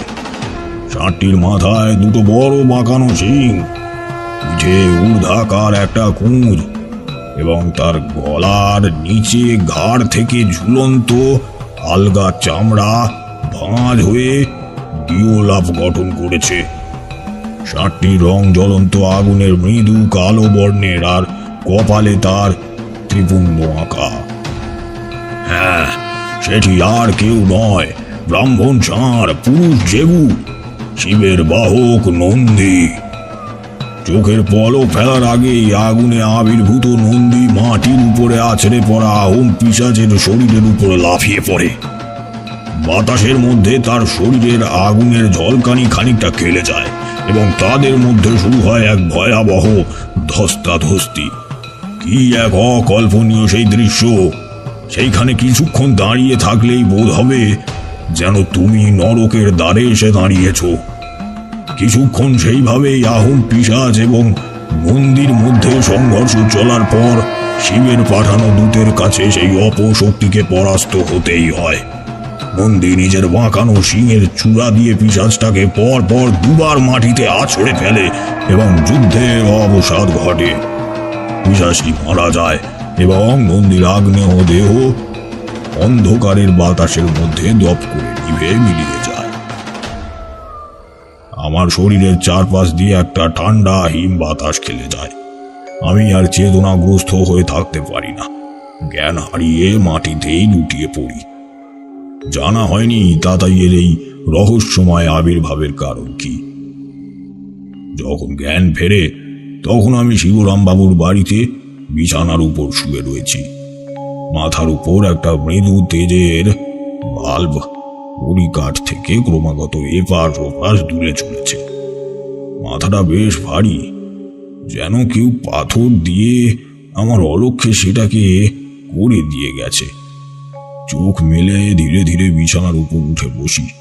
ঘরটিতে বাড়ির পিছনের দিকটাতে পরীক্ষণ করার জন্য একটা পাল্লাবিহীন জানালা খোলা রয়েছিল। যেদিকে তাকিয়েই আমার ষষ্ঠ ইন্দ্রিয় আমাকে বলে দেয় বাইরে গোধূলি নেমেছে। আমি যে ঘরটিতে রয়েছিলাম সেটি বাড়ির দোতলার কোনো অংশ। সেটিও জানালার বহির্মুখী দৃশ্য আমাকে জানান দেয়, এবং পরক্ষণেই বাড়ির দালান থেকে কিছু মানুষের কথোপকথন আমার কানের পর্দায় এসে ভিড় করে। তাতাইয়ের ঈশ্বর সাধনার দিকে বরাবরই একটা ঝোঁক ছিল, তাই বলে এমন দিন যে দেখতে হবে কল্পনাও করিনি। বলা চলে শেষটুকু ওর জন্যই তো রক্ষে হলো, নইলে বাবারও যে কিছু একটা হয়ে যেতে পারত। মেয়েলি কণ্ঠের স্বরে কেউ এগুলো বলে, সম্ভবত অনুরাধা দেবী হবে। এর প্রত্যুত্তরে শোনা যায় শিবরাম বাবুর কণ্ঠ। আজ আমার বুকটা না চাইতো গর্বে যেন ভরে উঠেছে, বুঝলে অনুরাধা? আজ আমার খুশির কোনো সীমা পরিসীমাই নেই। শিবরাম বাবু হয়তো বাকি আরো কিছু বলেছিল, তবে ধীরে ধীরে তার কণ্ঠস্বর আমার কানের কাছে অস্পষ্ট হতে শুরু করে। আমার মন মোড় ঘোরাতে শুরু করে, কেননা তখন আর আমি সেই বাক্যালাপ শোনার মতন পরিস্থিতিতে থাকতে পারিনি। আবার একটা অদ্ভুত ঘটনা গোধূলির চাপা অন্ধকারে আমার সাথে ঘটে যায়। বাড়ির পেছন দিকের যে জানালার কথা আগেই বললাম, সেই জানালার সমান্তরালে একটা অতিকায় নারকেল গাছ ছিল। গাছটা শীর্ণকায় এবং প্রচন্ড লম্বা, যেন তার ডগা আকাশ ছুঁয়ে মেঘের আড়ালে কোথাও হারিয়ে গেছে। আমি সামনের দিকে সেই জানালার দিকে মোহমান হয়ে চেয়ে থাকি। নারকেল গাছটির একেবারেই গোড়া এবং আগার মধ্যবর্তী দেহটা সেই জানালা দিয়ে স্পষ্ট দেখা যায়। আমি সেই দিকেই চেয়ে অবাক হয়ে যাই। দেখি ধীরে ধীরে সেই গাছের গা বেয়ে উপর থেকে দুটো শীর্ণকায় সরু লকলকে পা নিচের দিকে নেমে আসছে। পা দুটোতে অসংখ্য কাটা ছেঁড়ার দাগ ভর্তি। টপ টপ করে সেই পায়ের বুড়ো আঙুল বেয়ে রক্তের ফোঁটা পড়ছে। ব্যাপারটা কি, বিষয়টা বোঝার জন্য আমি বিছানা ছেড়ে নেমে জানালার একেবারে মুখোমুখি গিয়ে দাঁড়াই। আগেই বলেছি, জানালাটা আর কোনো পাল্লা নেই, শুধুমাত্র তার সর্বাঙ্গ গ্রিলের চাউনি দিয়ে ঘেরা। আমি সেই গ্রিলটাতে নিজের মুষ্টি বন্ধ হাতটাকে আটকে বাইরে কি ঘটে চলেছে তা দেখার চেষ্টা করি। তখনও পা দুটো স্লথের গতিতে নিচের দিকে নেমে চলেছে। সেই পায়ের গোড়ালিটা আমার দিকে, আর পায়ে সজ্জিত আঙুলগুলি গাছটার বাঁকুড়ের দিকে করা। তবে ভালো করে পা দুটোর দিকে তাকাতেই আমার শরীরের লোমগুলো একটা শিহরণে খাড়া হয়ে গেল। আমি অবাক দৃষ্টিতে সেই পায়ের দিকে দুটো চোখকে বদ্ধ করে ভালো করে তাকাতেই বুঝতে পারি, না, আসলে পা দুটো নিচে নামছে না, সেটি ক্রমাগত বর্ধিত হয়ে চলেছে। পায়ের উপর অংশটা যেন নিজের জায়গায় স্থির রয়েছে, শুধু বৃদ্ধি পাচ্ছে পা দুটো। সেই দৃশ্য দেখে আমার গলার শ্বাসনালীর পাশ দিয়ে পরপর দুটো শুকনো ঢোক বয়ে গেল। আমার চোখ দুটো আতঙ্কে টকটকে লাল হয়ে ওঠে। এমন সময় হঠাৎই পা দুটোর অগ্রভাগ আমার দিকে ধীরে ধীরে ঘুরতে শুরু করে। আমি শিউরে উঠি এবং জানালা দিয়ে আরো ভালো করে বাইরেটা দেখার চেষ্টা করতে যে দৃশ্য আমি দেখতে পাই, তাতে যে কারো মুখই নির্মল কোমল ফ্যাকাশে হয়ে যেতে বাধ্য। আমি দেখি ধীরে ধীরে উপর থেকে নারকেল গাছের গা বেয়ে একেবারে আমার মুখোমুখি একটা উদ্ভট জন্তু নেমে আসে। না, ঠিক উদ্ভট নয়, তবে এর সাথে পরিচয় আমার আগেই হয়েছে। হ্যাঁ, আসলে সে হলো সেই বিভীষিকা যার মৃত্যুর উৎসব সমগ্র শিবাঙ্গন পুর করে চলেছে। আহোম পিশাচ। মনে পড়ে যায় ঠিক আগের রাতে আমি জ্ঞান হারানোর আগে একটা মন্ত্র শুনেছিলাম।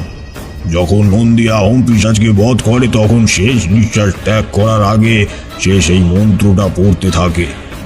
কি মন্ত্র? সেটা ছিল জীবন কবচের মন্ত্র। মৃত্যুর আগে এই মন্ত্র কোনো সিদ্ধ অলৌকিক শক্তির অধিকারী মানুষ পড়লে তার শারীরিকভাবে মৃত্যু হয় ঠিকই, তবে সে প্রাকৃতিকভাবে মরে না। তার কায়াহীন আত্মা এই পৃথিবীর বুকে ঘুরে চলে এবং যাদের জন্য তার এই দশা তাদের থেকে প্রতিশোধ নেবার পরিকল্পনা করতে থাকে। তার মানে আহোম পিশাচ মরেনি, মরবেই বা কিভাবে? কিভাবে আমরা ভুলে যেতে পারলাম পুঁথির উল্লিখিত সেই নির্দেশ? 150 বছরের পৃথিবীর কোনো অভিজ্ঞ সন্তান ছাড়া এই অহোম পিশাচের মৃত্যু নেই। পিশাচটা আমার চোখের দিকে তাকিয়ে একটা রক্তশূন্য হাসি হাসে। আমি কেঁপে উঠি। নিজের গলার রুদ্রাক্ষটাকে নিরীক্ষণ করতে গিয়ে দেখি আমার গলাটা একেবারেই শূন্য, সেইখানে কোনো প্রকার রুদ্রাক্ষের মালা নেই। আমার বুকটার সাথে সাথেই ধক করে ওঠে, তবে ততক্ষণে আর কিচ্ছুই করার নেই। পিশাচটা আমাকে বশীভূত করে আমার চোখের দুটো মনির দিকে একঠায় চেয়েছিল। আমার শরীরটা আবারও নিস্তেজ হয়ে পড়ছিল, আমার চেতনা ধীরে ধীরে দুর্বল হয়ে আসছিল এবং চোখের পলক দুটো ভুলে যাওয়া মোমের মতো বন্ধ হয়ে যেতে চাইছিল। তখনই খট করে আমার দরজার পাল্লাতে একটা আওয়াজ হয়। আমি চমকে উঠে মেঝের উপরই ছিটকে পড়ি এবং দেখি ঘরের মধ্যে তাতাই এসে দাঁড়িয়েছে। সামনে জানালার কাছে উদীয়মান অহোম পিশাচ হিংস্র দৃষ্টিতে তাতাইয়ের দিকে তাকায় এবং তাতাইও তার ছোট্ট ছোট্ট অপরিপক্ক দুটো চোখ নিয়ে রাগান্বিত দৃষ্টিতে জানালার পাশে তাকায়। দপ করে মাথার উপরের বাল্বটা সজোরে ফেটে যায় এবং তার কাঁচগুলো থানে অথানে ছড়িয়ে পড়ে। তারপরে একেবারেই অপ্রত্যাশিত ঘটনাটা সন্ধ্যায় পাতলা আধারে আমার সামনে ঘটে যায়। দেখি তাতাই এক পা করে জানালার দিকে এগিয়ে যায়। জানালার পাল্লা ধরে অহোম পিশাচ নারকেল গাছের গায়ে দাঁড়িয়ে তখনও তাতাইকে নিজের বশবর্তী করার চেষ্টা করছে।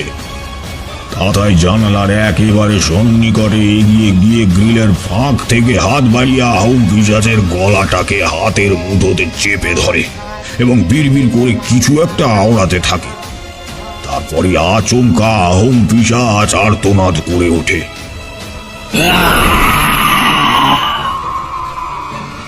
এবং বাতাসের বুকে আলোর নিভে যাওয়া বিন্দুর মতো মিলিয়ে যায়। একটা তীব্র উষ্ণ ব্যবসা গন্ধ ঘরের আনাচে কানাচে সর্বত্র ছড়িয়ে পড়ে। আমি বুঝতে পারি আহোম পিশাচটির মৃত্যু ঘটেছে, সে আর কোনোদিনও ফিরে আসবে না। তাতাই আমাকে সেটা নিয়ে দুবার সমূহ বিপদের হাত থেকে রক্ষা করেছিল। তবে কিভাবে যে আহোম পিশাচকে তাতাই বধ করলো তা আমি বুঝতে পারিনি।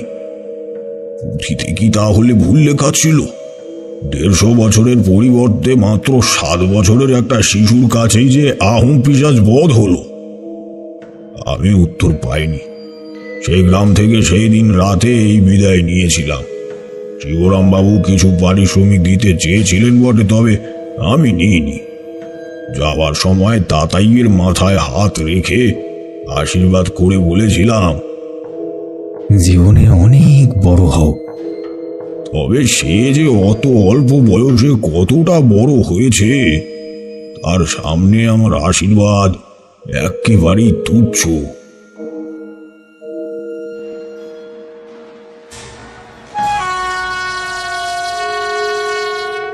ট্রেন কুচিকচিক শব্দ করতে করতে নিজের গতি বাড়ায়। পাশের গাছপালা, সবুজ ধান ক্ষেত অন্ধকারের মধ্যে দ্রুত পিছনে ফেলে ট্রেন দৌড়তে থাকে। ট্রেনের হকারের কাছ থেকে তারানাথ 1 ঠোঙা বাদাম কিনেছিল। গল্প শেষ করে সেটাকেই দাঁতে দিয়ে সে পিষছিল। কিশোরী বলে ওঠে, এ কিরকম কথা ঠাকুরমশাই? ঘটনার কারণই তো জানতে পারলাম না। যদি ছেলেটা সাধারণ হয়ে থাকে তাহলে তার এত ক্ষমতা এলো কিভাবে? আমি আন্দাজ করি, আচ্ছা এমন কি হতে পারে যে ছেলেটির খুবই তন্ত্র সাধনার ইচ্ছে ছিল, সুতরাং মনের ইচ্ছের জুড়ে? তারানাথ হেসে ওঠে,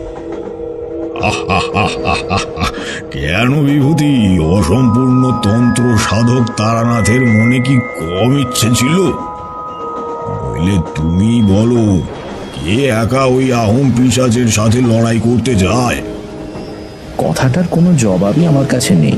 আমি চুপ করে যাই। বাইরে আবার মেঘের গর্জন খানিকটা দাপিয়ে মুষলধারে বৃষ্টি নেমে আসে। তারানাথ বলে, এর মনে এখন যে প্রশ্ন ঘুরে বেড়াচ্ছে, এর উত্তর আমি সেই ঘটনার ঠিক 1 বছর পর পেয়েছিলাম। কথাটা শুনেই আমি এবং কিশোরী আরো একটু সতেজ হয়ে উঠি। তারানাথ সেটাকে লক্ষ্য করে একটু মুচকি হাসে এবং বাকিটা বলে চলে। চক্ষুবুড়ি নামের একটা সাধক্ষীর সাথে আমার সেবার এক জঙ্গলে সাক্ষাৎ হয়। তিনি বলেছিলেন জাতিশ্বরের কথা। পৃথিবীর সবচেয়ে পটু এবং দক্ষ মানুষ হলো জাতিশ্বর। তোমরা জাতিশ্বর কাকে বলে জানো কি না ঠিক জানি না, তাও তোমাদের জানার সুবিধার্থে বলে রাখি, বর্তমান জন্মের এমন একটা সত্তা হলো জাতিশ্বর, যার পূর্ব জন্মের সব কিছু শৈশবে মনে থাকে। এটা হলো ঈশ্বর বর্ষিত একটা অদ্ভুত ক্ষমতা। এবার বলি কিভাবে এই জাতিশ্বরের সাথে তাতাইয়ের মিল আমি খুঁজে পেয়েছিলাম।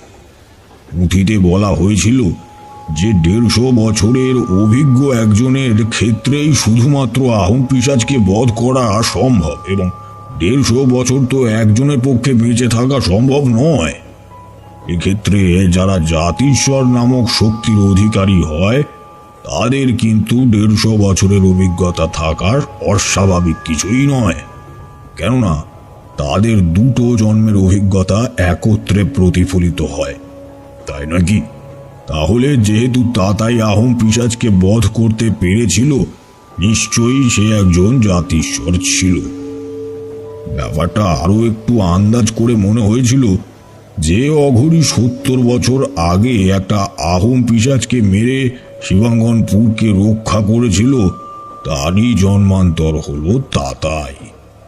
পরে সেই অঘরীর মৃত্যুর আগে পর্যন্ত বয়স সন্ধান করে জেনেছিলাম তিনি যখন মারা যান তখন তার বয়স ছিল 144 বছর।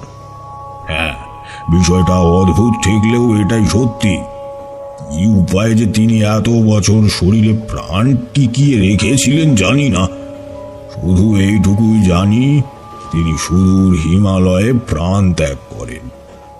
তাহলে নিজেই হিসাব করে দেখো না, যদি তাতাইয়ের বয়স 8 ধরা হয় তাহলে হিসেব কি বলে? কাকতালীয় না এটাই সত্যি তা আমার জানা নেই, তবে আমার অভিজ্ঞ ভাবনার ধারা এটাকেই প্রশ্রয় দেয়। তারানাথের কথাগুলো শেষ হতেই ট্রেনটা ধীর স্থির হতে হতে একটা শব্দ করে স্টেশনে এসে মেশে। হলদে নেম প্লেটে বড় বড় অক্ষরে লেখা শিয়ালদহ। কথাবার্তা সে পর্যন্ত থামিয়ে আমি, কিশোরী আর তারানাথ সঙ্গের জিনিসপত্র সাবধানে নিয়ে ট্রেন ছেড়ে নেমে পড়ি। এখন অনেকটা পথ পেরোতে হবে। মঠ লেন কি আর এটা নাকি?